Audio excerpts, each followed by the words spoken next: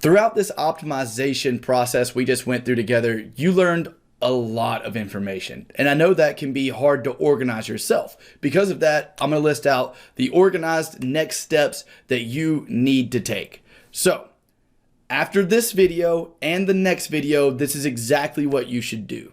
The 20 EMAR and 50 EMAP strategies you learned in the Strategy Mastery course and that we tested together are your first priority right now.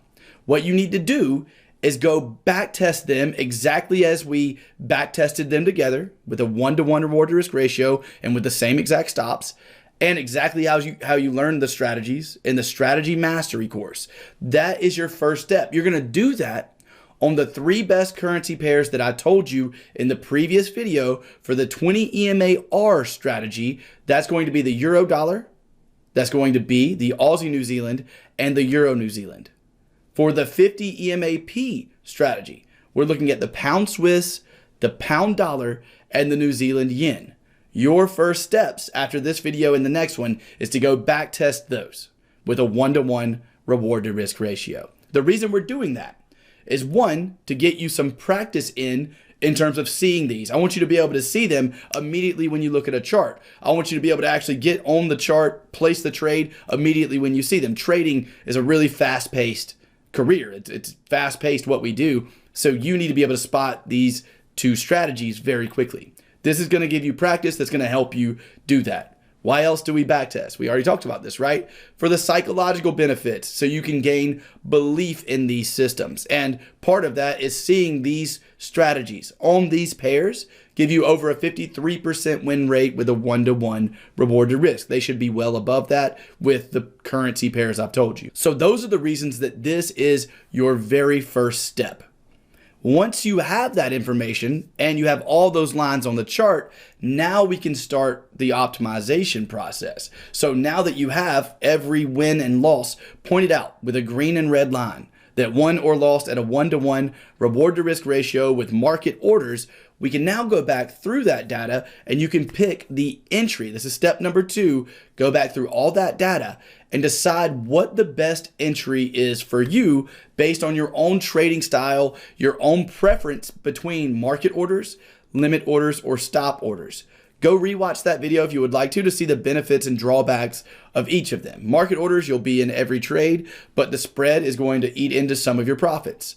A limit order, you're going to get a higher win rate most of the time and probably a higher reward to risk ratio if you choose to, but you're going to limit the amount of trades you get. Your trade frequency is going to go down because not all trades, not all entries pull back enough to hit that limit order. Stop orders, you'll be in every trade, but you're losing a little bit of reward to risk ratio. So those are different ways you can enter. Now, the strategies you've learned, the 50 EMAP and the 20 EMAR, as you'll see in the next video, perform extremely well with just market orders and a 1-to-1 reward to risk ratio. So you are free to keep your trading that simple or to optimize it to whatever level you would like. It really does just depend on your trading style and your personal preference. If you go through and you test that limit orders work better for you, then there's no reason you shouldn't use limit orders. But again, the strategies you've learned work well with a market order and a 1-to-1 reward to risk ratio. That's something you'll see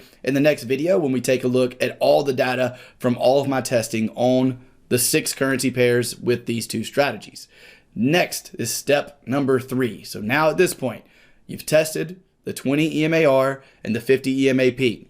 You have picked the entry that fits your trading style and preference best. Next, decide how you will take targets. You can either take them at a 1-to-1, you can take them in a different way of fixed targets. I don't want you worrying about dynamic targets at this exact moment. That's just going to get too confusing. So decide on how you would like to take these fixed targets. You're not going to know right now. You have to test. If you want to take a 1-to-1, that's totally fine. Again, these strategies perform on these currency pairs really well with a 1-to-1. No problem there.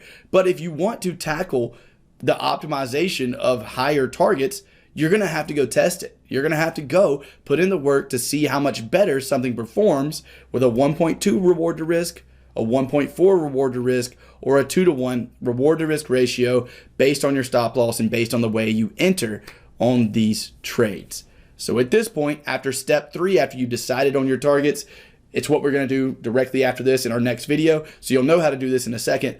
After that, once you have your optimization down through step 3, you need to go back and test all the pairs with that optimized way of trading. Let me just put this as simply as I can. If you decided that you're just going to use market orders and you're just going to use a 1-to-1 reward to risk ratio, you don't have to go back and do anything. But let's say you found that your trading style is best, or that you like limit orders better, right? That's what fits your trading style best, is using limit orders instead of market orders, and using a 1.4-to-1 reward to risk ratio with limit orders is the best way you found that fits your trading style. That's what you want to do. Well, now you'll need to go back and test all 6 of these currency pairs with that limit order and that 1.4-to-1 reward to risk ratio. You want to be consistent so you don't get super confused about how you're going to be trading the strategies. So you need to go back and now test with your optimized strategy all the currency pairs that you found to be good in your initial test. Guys, I know this is a lot of information. Rewatch this video if you have to. I promise watching it twice will make it all click, but this is a part of trading. This is one of the biggest parts of trading that most people never do. That is, through this optimization process, you're going to find a way of trading that fits your style best and makes trading so much easier for you. And that's what I want you to do throughout this process.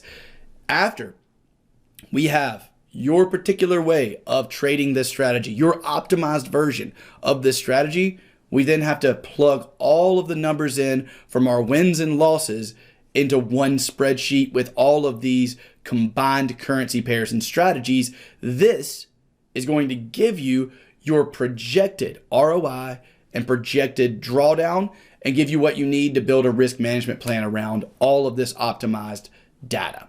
So now that we've cleared your organized next steps up, let's dive into plugging in all of the numbers of your optimized trading strategy and currency pairs into one spreadsheet so we can see our projected ROI and projected drawdown with your actual, almost your trading plan. We still got to do a risk management plan. There's still a little bit more in a trading plan, but we'll know a lot of information after our next video.